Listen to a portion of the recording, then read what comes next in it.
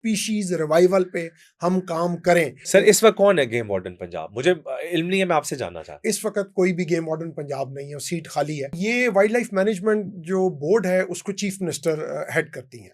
अच्छा, मरियम साहिबा जी। इस सेक्टर में लोग आए और काम करें और वाइल्ड लाइफ को बढ़ाएं, इको टूरिज्म को बढ़ाएं, वाटर पोल्यूशन को बचाना है। अगर हमने अपने वाटर फाउल्स को बचाना है और मैरीन लाइफ को, हमने अपनी रिवर लाइफ को बचाना है, इंडस ब्लाइंड डॉल्फिन को बचाना है, तो हमें इन चीज़ों की कुर्बानी देनी पड़ेगी। यहाँ शेर की हुकूमत है, शेर नहीं है।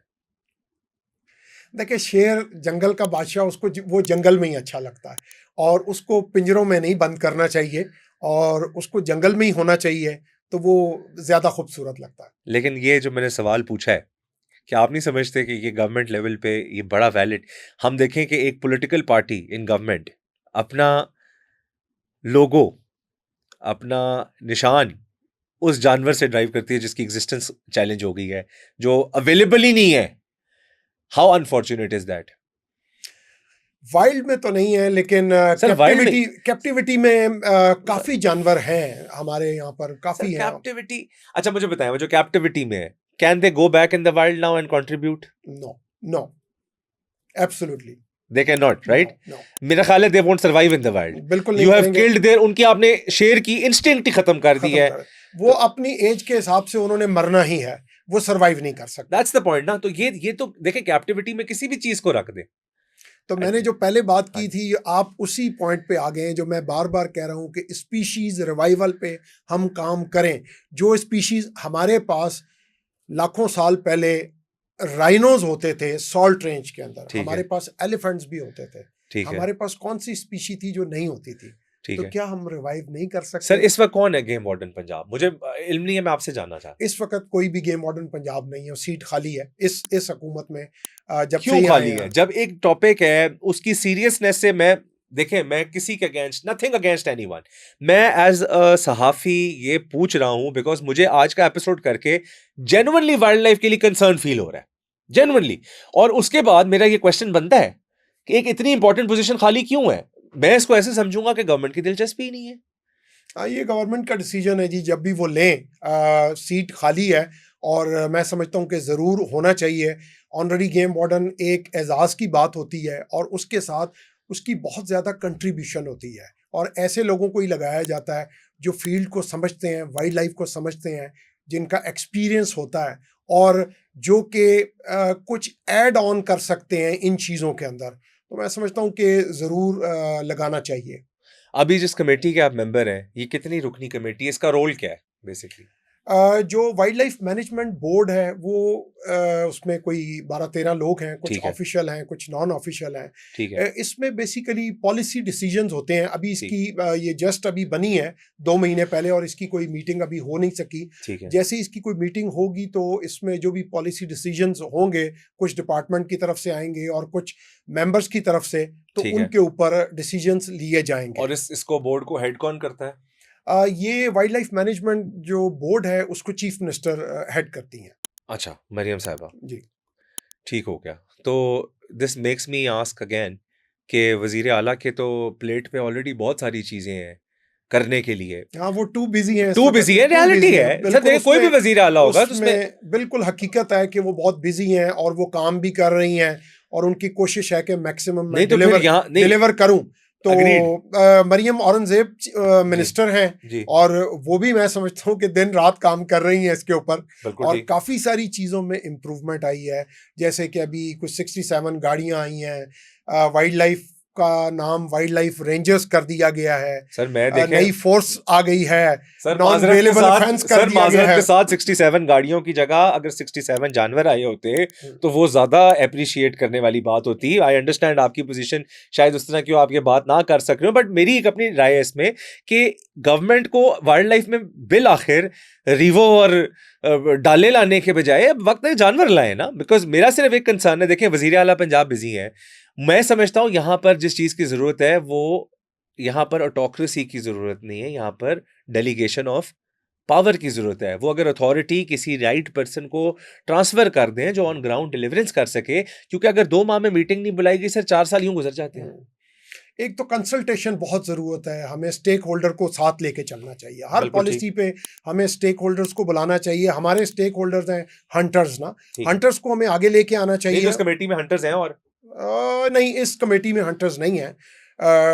कुछ सहाफ़ी हैं, कुछ सर वाइल्ड लाइफ में हंटर क्यों नहीं है? देखें ये इसमें मेरा एक थोड़ा एक्सपीरियंस हंटिंग में भी है, मेरे अलावा और कोई हंटर जो है इस कमेटी में बोर्ड में नहीं है। सर माजरत के साथ, मुझे इल्म नहीं है साफ़ी हजरात का, बट मैं खुद साफ़ी हूँ। मैं क्या कंट्रीब्यूट कर सकता हूँ? मेरे पास तो मुकम्मल नॉलेज ही वही है जो आज बैठ के मैं यहाँ सुन रहा हूँ या आपसे बात कर रहा हूँ। मैं कैसे कंट्रीब्यूट कर रहा हूँ वाइल्ड लाइफ कमेटी में, इन चीज़ों अगर को मिसाल है मैं हूँ अब इन चीज़ों को हमें चेंज करना पड़ेगा, हमें चेंज करके चीज़ों को आगे चलाना है और तेज़ी से चलाना है।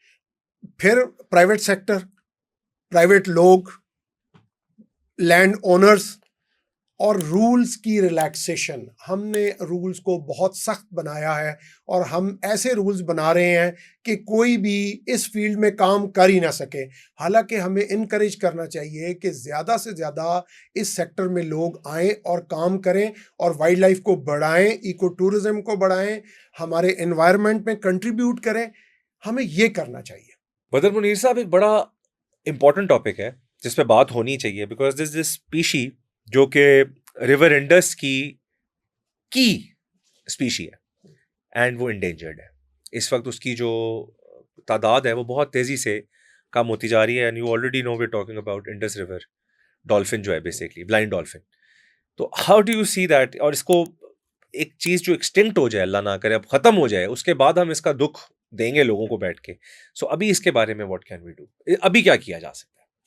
देखिए जी, ये चली गई तो फिर ये वापस तो आ नहीं सकती। नहीं आ सकती। हमें अभी इसको बचाना है बिल्कुल ठीक। और सबसे पहले तो ये नेटिंग बंद करवानी चाहिए। हम ठेके जो देते हैं, हमें बफर जोन्स बनाने चाहिए। हम खाली इंडस ब्लाइंड डॉल्फिन तो बहुत बड़ी चीज़ है, हम अपनी आम जो फिश है हमारी, हम उसकी भी बिल्कुल नस्ल कशी कर रहे हैं कि जब ठेकेदार जालों से जब मछली पकड़ता है तो ना वो बड़ी मछली देखता है, ना वो छोटी देखता है, ना वो बच्चा देखता है, ना ठीक है। वो रेगुलेशंस को फॉलो कर रहा होता है कि जाल का साइज क्या होना है कि उसमें छोटी मच्छी निकल जाए। नहीं, वो छोटी भी पकड़ी जाएगी। तो हम तो बिल्कुल इसकी नस्ल ही ख़त्म करते जा रहे हैं। दुनिया में कहीं ऐसा नहीं होता कि फ्रेश वाटर के अंदर आप जाल मारें और जालों के साथ ये मछली पकड़ें। तो हमें 10-10, 15-15 किलोमीटर के एरिए इनके रिजर्व बनाने चाहिए, जिसमें टोटली फिशिंग, नेटिंग, एंगलिंग हर चीज़ बंद होनी चाहिए। ठीक है। इसके साथ हमारी और बहुत सारी वाइल्ड लाइफ जुड़ी हुई है। हमारी डक्स, वाटर फाउल्स, वो सारे इसके साथ जुड़े हुए हैं। जो ठेकेदार दिन में मछलियाँ पकड़ते हैं, वही ठेकेदार रात को जालों से मुर्गा भी पकड़ते हैं। और आपने देखा होगा कि सिंध की तरफ भी और पंजाब में भी सड़कों के ऊपर खड़े होके वो मुर्गाबियाँ बेच रहे होते हैं। या चश्मा बैराज में ये अक्सर आपने देखा होगा कि मियाँ वाली के अंदर ये बहुत ज्यादा, जहां जहां पर हमारे वाटर रेजरवायर्स हैं बड़े, जहां पे इंडस बड़ी तादाद में है ना, इंडस जहां पे जी, वहां पर ये तो बाय प्रोडक्ट है सर। तो हमें उनकी एक्सेस बंद करनी है। वो जो कश्तियां वहां पर दिन रात चल रही होती हैं, जो नेट्स लगा रही होती हैं, वो दिन में फिश की तबाही कर रही होती हैं और रात को डक्स की और वाटरफाउल की तबाही कर रही होती हैं। कानून मौजूद हैं लेकिन वो फॉलो नहीं होते। कानून में आप डैम के नज़दीक शायद 1 माइल के ऊपर फिशिंग नहीं कर सकते, लेकिन राइट ऑन द डैम, बिल्कुल हेडवर्क्स के ऊपर, ठेकेदार आपने देखा होगा, हर बंदे ने देखा है कि वहीं पर जाल लगे हुए हैं और फिशिंग हो रही है और उनको कोई रोक नहीं सकता। हमें इन ठेकों को ख़त्म करना चाहिए। अगर हमने अपनी वाटर पोल्यूशन को बचाना है, अगर हमने अपने वाटर फाउल्स को बचाना है और मैरीन लाइफ को, हमने अपनी रिवर लाइफ को बचाना है, इंडस ब्लाइंड डॉल्फिन को बचाना है, तो हमें इन चीज़ों की कुर्बानी देनी पड़ेगी।